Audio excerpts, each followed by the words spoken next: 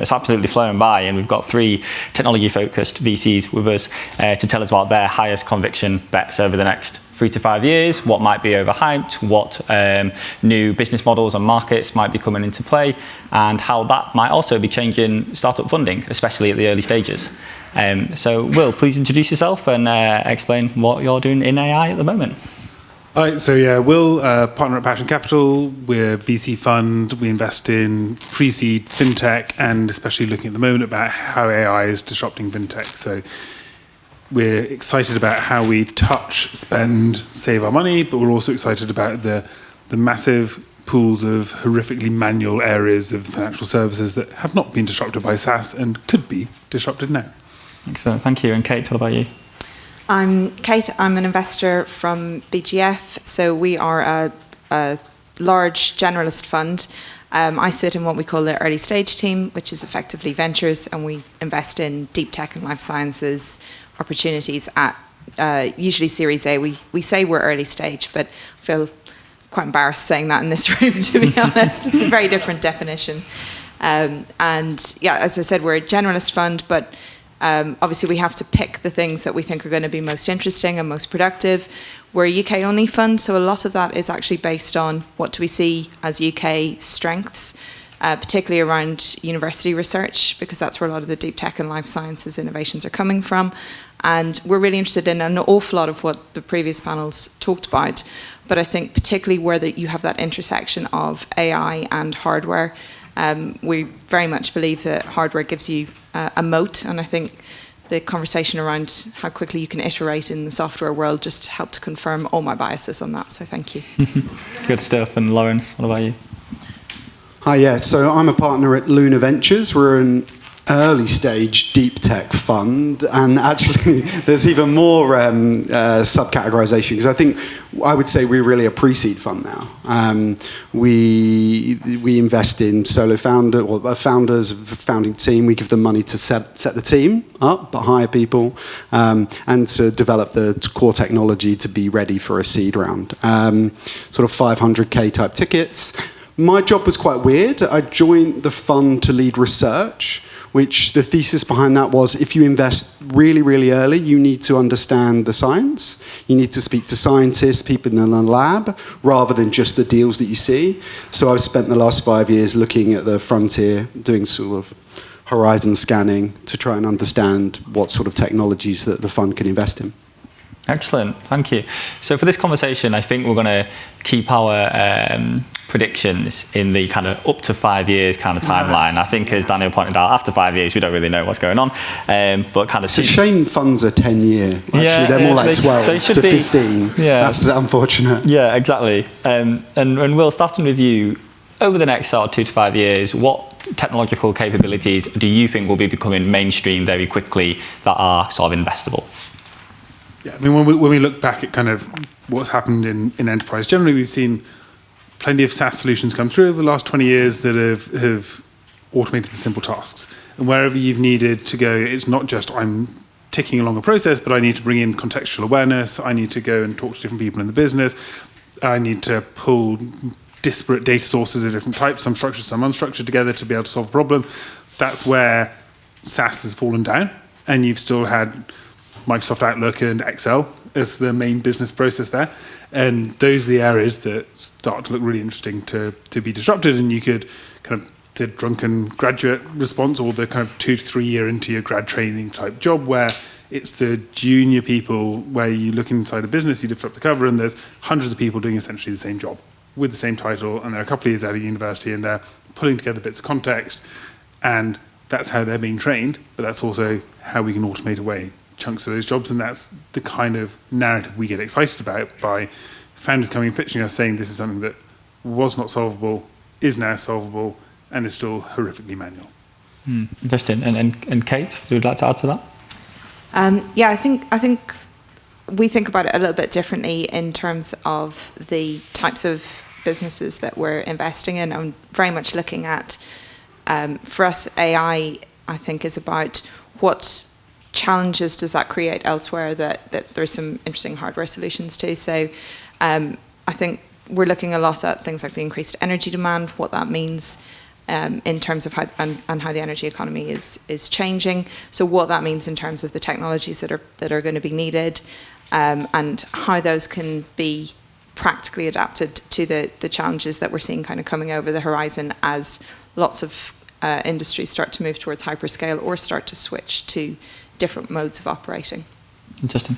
Go on, Lance. Yeah, similar to that actually. I think when about 2 or 3 years ago, when we were thinking what are the second order consequences, assuming AI will continue to progress, we started looking to semiconductors, made some investments in some semiconductor companies, and the third order consequences of that are actually the reason you get new chips is for energy efficiency, as has been mentioned before, and so you want chips that don't use so much heat and use so much power, that are cheaper to run, you can have at the edge rather in the data center. But actually the truth of trying to design those chips is, well, we just need more energy. So to that point, we've been looking into energy generation, how we can get more energy into the data center, gigawatts, type data centers. That got me thinking about data centers. It's all downstream of energy. So the exciting area to me is energy.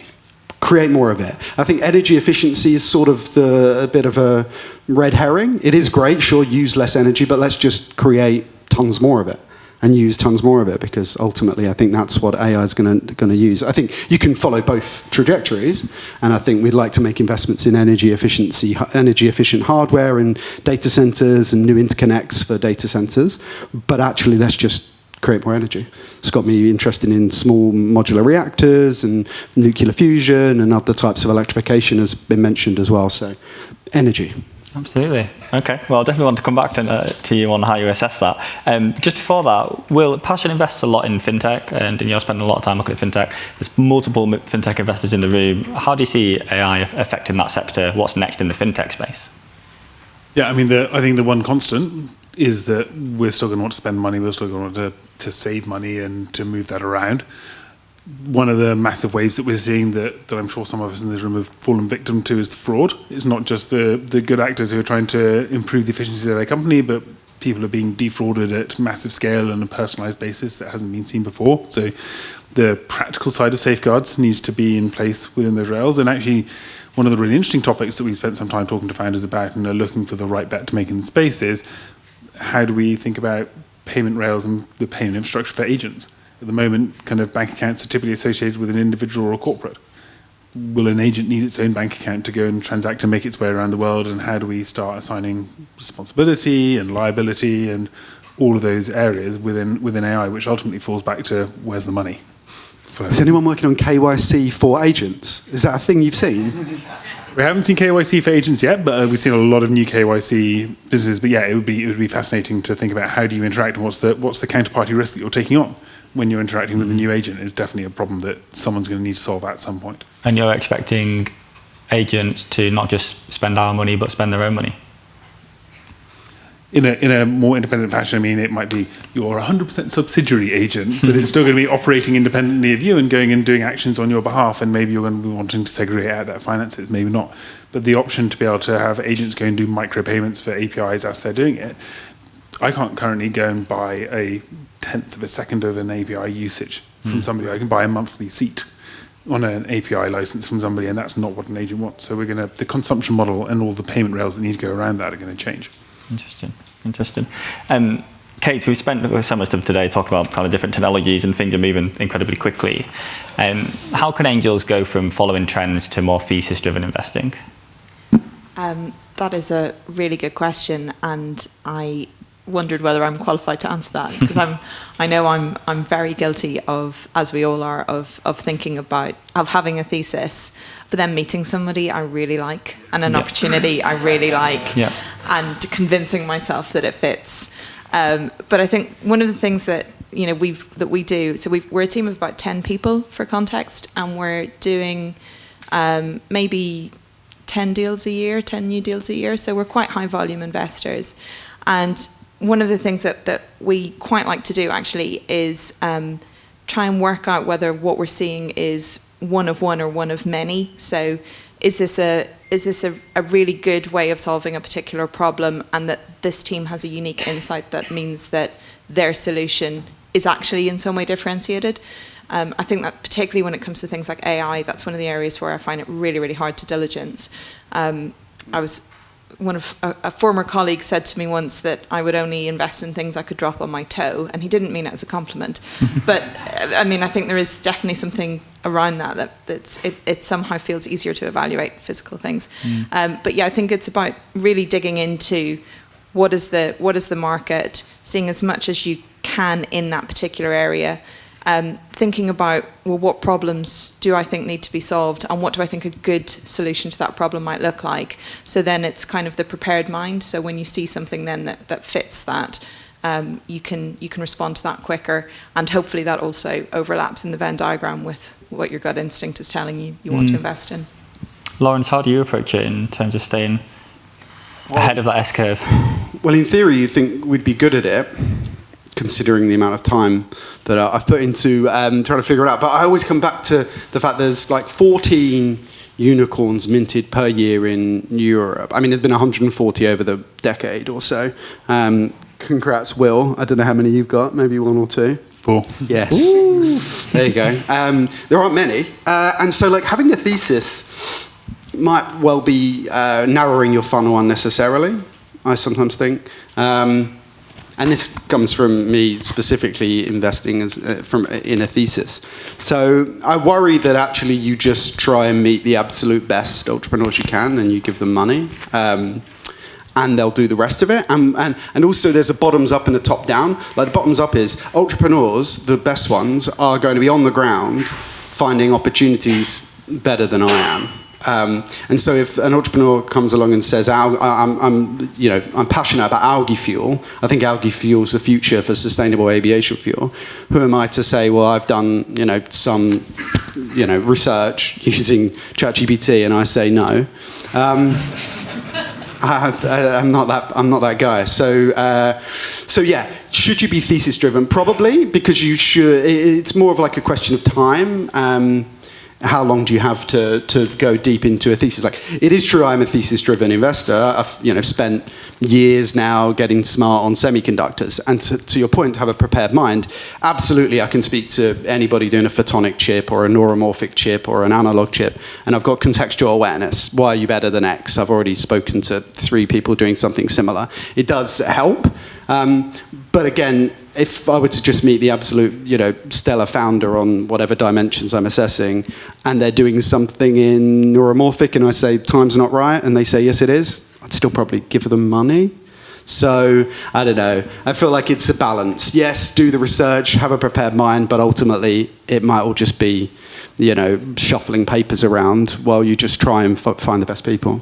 Interesting. What about you, Will? How do you approach this? Yeah, I mean, we're unabashedly, we back the best founders that we can find, and all of the thematic work we do is to find really good founders, because we're going and talking to interesting people on our network about fintech, and then they say, oh, there's that fintech founder, I'll connect you in that direction. And when we have the conversation with founders, we're able to have that intelligent conversation that they go, this is who I want to have on my board, this is who I want to have involved in the next 10 years, and they're going to be a good foil for me to test my ideas against, to get strategic feedback and stuff. But we're not going out there saying our thematic work has led us to this micro thesis area where we think the next company's going to be built, because if we're doing that, we'd go and try and build it ourselves. We had that much conviction on a particular opportunity, and we don't.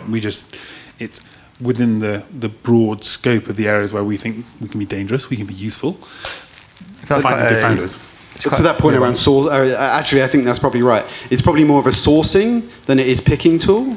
Actually, which is true. Like, we went away and did all this research for years, and in the end, it was sort of mainly pointless. But then we published it, and it's now this long tail. State of the Future is the name of it, and this is Substack at this point as well. But the main reason for it isn't to say like, oh, we really care about nuclear fusion, or I care a lot about reskilling and education at the moment. It's to just put stuff out there to show we're thoughtful investors. We think about things. We're not just dumb money. And if you're doing anything interesting, get in touch. So it's more of like a sourcing tool. I think the thesis work more than a picking. That's really interesting because I think traditionally, founders might come with a particular model or technology, and the investor goes, "Well, I like you, so I just need to figure this out."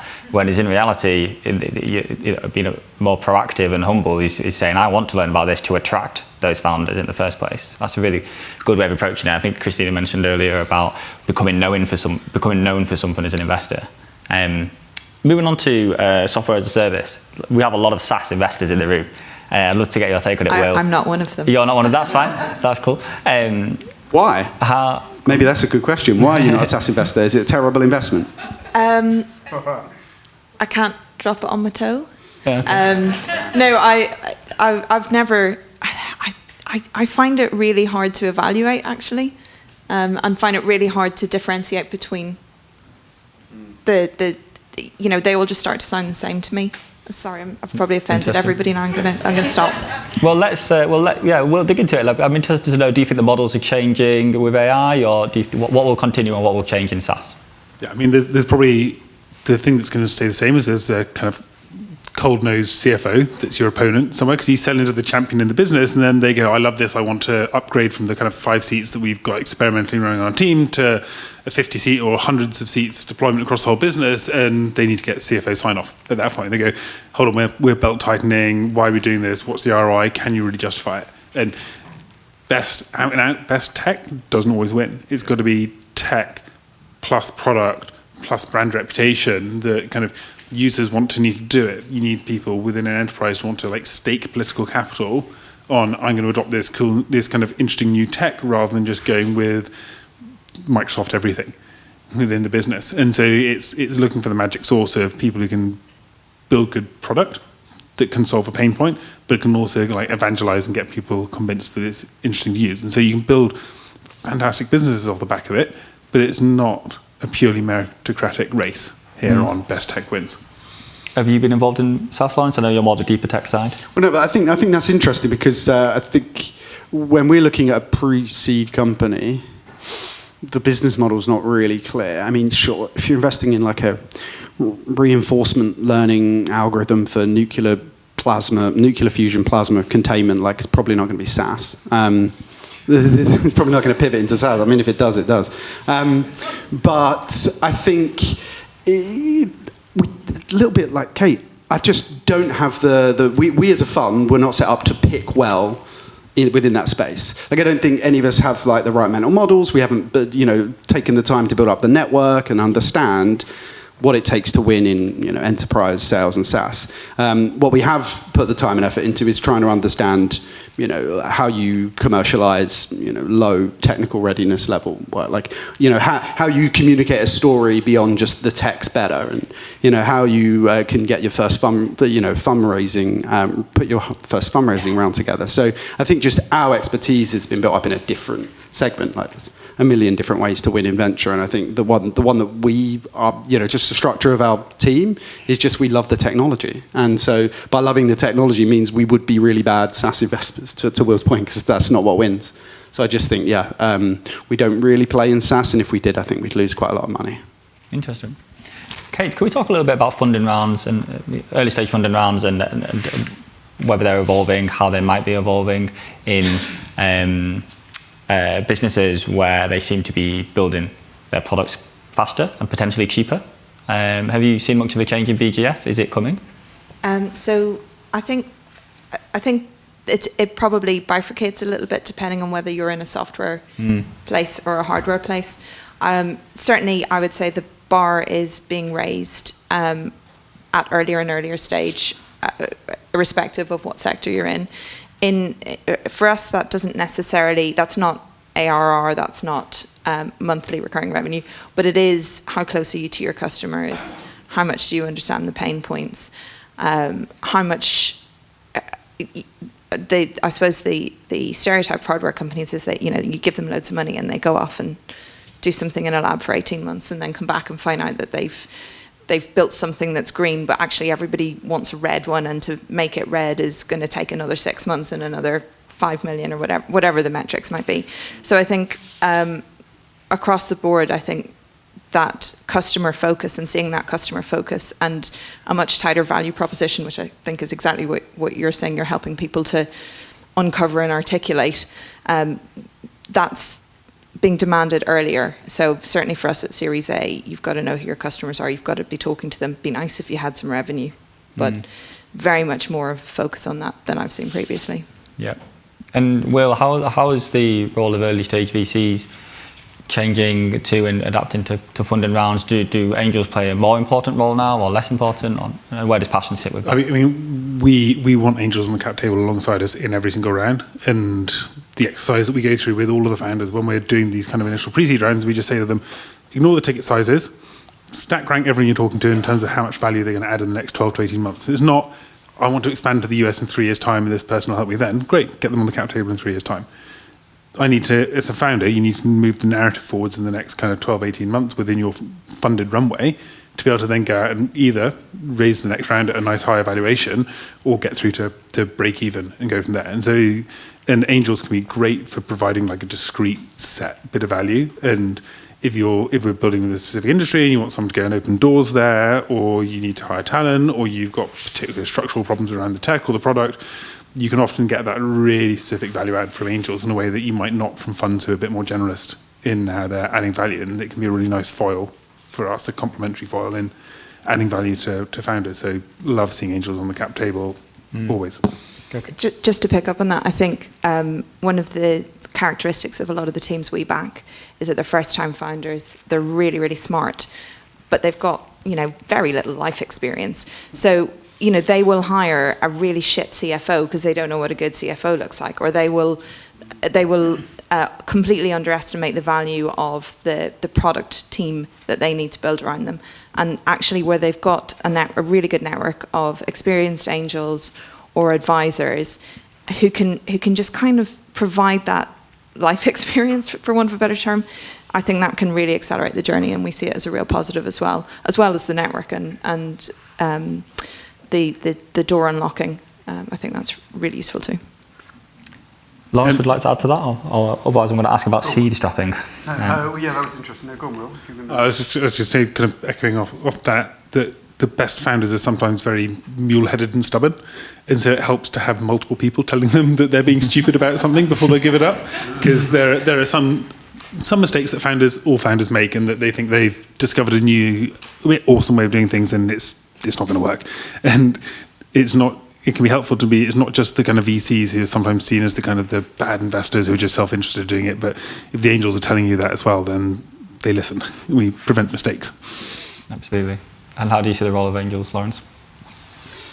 I was just thinking, as an angel myself, some of I think I've done about 15 or so deals, and I'm thinking where I went, quote unquote, add value. I think it's like a bit of it sort of sickens me somewhat. Like what does that? I hate when you use abstract terms. Like, what do you actually need? Need to hire someone good? Okay. Well, can I help with hiring? Well, it really depends on the market or the company. Or can I help with making introductions? Well, it might help. Maybe introduce to WPP and you can have a conversation, but it doesn't get totally over the line, right? So advice is helpful, and I'm always there for advice, and would want other angel investors that offer advice. But I still fall back. I have like a slightly contrarian view that I'm not. Well, maybe I'll upset the panel, but I'm not even sure VCs actually add value materially. I mean, and platform services and adding value, I'm not really sure. If there's one place where I've seen it actually happen well, it's recruitment. It's actually making it easy to hire the first few people when everything's on fire, and maybe adding a sounding board for an additional hire. But beyond hiring, I'm not sure. Just give people money that they need. Yep. Try and get out of the way. Don't ruin anything. Don't ruin the cap table. Don't break anything when you leave the boardroom. So yeah, I don't know. Angel investors, good, but also just don't get in the way, ask too many questions, and I don't know, try not to add value. Try to actually say, can I help you hire someone or not? Yeah, interesting. Two phrases that we've heard a lot recently are vibe coding and seed strapping. And Will, I'd like to ask you about seed strapping, and I think you put a bit more flavour on it, but the idea that startups might not have to raise 5, 6, 7 rounds of funding. Where does that sit with an early stage VC like you? Yeah, I mean, we're super excited about it, and it's something that we have had rarely in the past. Actually, kind of relatively recently had an exit from a Brighton-based company that seed strapped through, and fantastic returns for the angels and the early stage VCs there because there was no dilution down the line. And so this idea that you can raise 1 or 2 small rounds of capital, get early traction quickly and get to the point where you then grow on your own 2 feet, and the exits that you're targeting then might be off the back of like 20 million in revenue selling for 100, 200, 300 million, relatively small numbers. It's not going to be the front of the FT about, look at this amazing tech beast coming out of the UK. But if you haven't had a lot of dilution down the line, you've got 3 founders who own 20% of the business each, that's transformative for them. It's transformative for the early employees there, and it's transformative for the angels coming out. And I think we can be much more conscious, founders can be much more conscious than angels can about unicorn journeys are still going to be fantastic returners if you're lucky enough to get on one of those boats and it goes all the way. You can kind of buy unicorn status to an extent. If you can persuade people to give you $1 billion in funding, then you're going to get to $1 billion in valuation almost by default. And what we need to really avoid as early stage investors, and this is the same true for us as it's true for all angels, is raising a lot of money and not seeing that value growth coming alongside it. So there's a deadly middle zone. Unicorn journey, great. Seed strapping can be great. Raising lots of money, not going very far, awful. Well, just a point on that, because you might think it would just be like software-based companies that don't need much money and can seed strap because revenues may be stickier and can come faster. Actually, in deep tech, it's quite interesting to think about this. This hasn't played out yet, but I think we've seen it with one of our quantum investments. A lot of and I don't know how to model it, so I don't know how to project this forward, but the Series A round predominantly coming from grant funding, and with some defense-related companies where the governments may play a very large part making sure that the company stays within the country and gives a large amount of grant money. And British Business Bank are a part of that here. They led Pragmatics round. Pragmatic, that does compound semiconductors, large Series B round, happened in Germany for a chip company. It's really interesting to think, like, if there was a true fusion company in the UK, well, there is in the UK, and it wanted to do a B or a C round, the UK government could be putting money into that, or it could be non-dilutive funding. So actually, the dilution might not be every round to that point. It's not the same as seed strapping, but it also is deep tech may find a way where national sovereignty trumps, the equity. And so you might find these founders holding a lot more of the equity, which is interesting. Interesting. And we've got 1 minute left, so I'm just going to put one last question to all of you. And Kate, we'll start with you on this. If you're an angel in the room, which either technology or sector or business model that's emerging would you be most excited about to start looking into? I would very much say that that's dependent on what you're interested in. I think you've got to, you could lose your investment, so you may as well do something that's super interesting and fun. So for me, that's either going to be something with lasers, because I love lasers, or potentially something in fashion and makeup. Right, interesting. Will, what about you? Yeah, I mean, we get excited when we see lots of people that we don't think are very intelligent doing a poor job for most of the market, and so I don't know. I think IFAs are pretty useless by and whole. So people what are pretty useless? Sorry? IFAs, financial advisors. Oh, okay. People are going to disrupt that I think is really interesting. Okay, interesting. Lawrence, what about you? If you're an angel. Unemployment. Okay. Actually, it's interesting for the UBI point I made earlier on.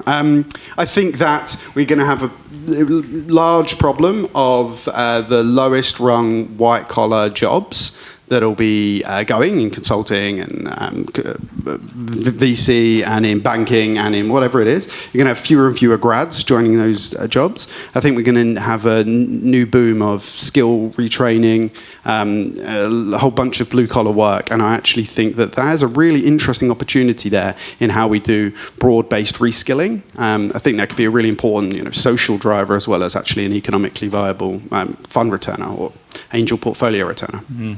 Amazing. Well, thanks so much. It's been a fascinating discussion, and please give up for our panelists.